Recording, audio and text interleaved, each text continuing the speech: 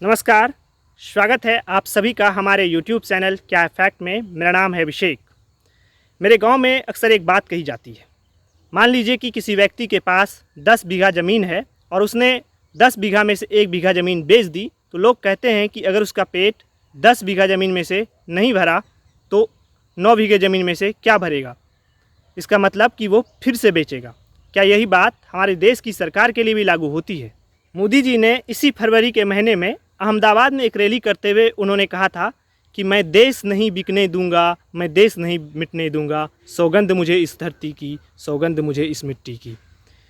तो नरेंद्र मोदी जी ने ऐसा कहा था, लेकिन नरेंद्र मोदी जी के कार्यकाल में इस देश में सबसे ज़्यादा डी इन्वेस्टमेंट हुआ है, यानी सबसे ज़्यादा जो है सरकारी संपत्तियों को बेचा गया है।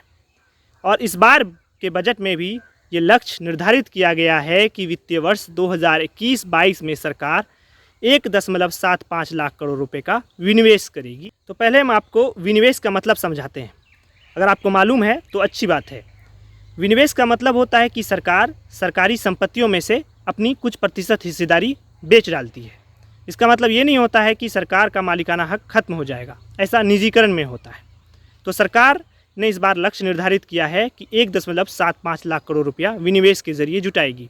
अब इस बात की काफ़ी आलोचना हो रही है, विपक्ष इस बात की काफ़ी आलोचना कर रहा है, कई लोग इसके काफ़ी आलोचना कर रहे हैं।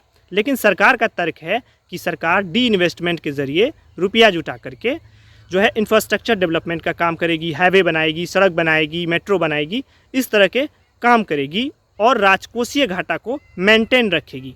अब ये राजकोषीय घाटा क्या होता है? अंग्रेजी में इसे फिजिकल डिफिसिट कहते हैं। इसका मतलब ये होता है कि मान लीजिए आपकी आय 100 रुपया है और आपने खर्च कर दिया 110 रुपये, तो इसका मतलब हुआ कि 10 रुपया जो है आपको घाटा हो रहा है। तो यही देश के केस में भी लागू होता है। तो इस बार का जो हमारे देश का फिजिकल डिफिसिट है, यानी राजकोषीय घाटा है, वो 9.5% है, जो रिकॉर्ड स्तर पर है।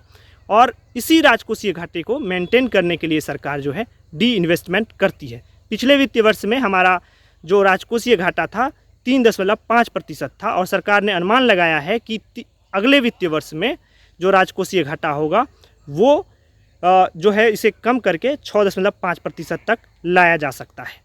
अब सवाल यही उठता है कि क्या इंफ्रास्ट्रक्चर डेवलपमेंट करने के लिए और राजकोषीय घाटा को कम करने के लिए सरकार के पास कोई और तरीका नहीं है?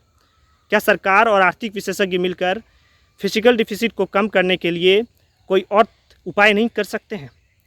और क्यों नहीं अलग उपाय करना चाहिए? अगर विनिवेश के जरिए ही सरकार ये उपाय सोचती है तो फिर आगे क्या होगा? नेक्स्ट जनरेशन का क्या होगा?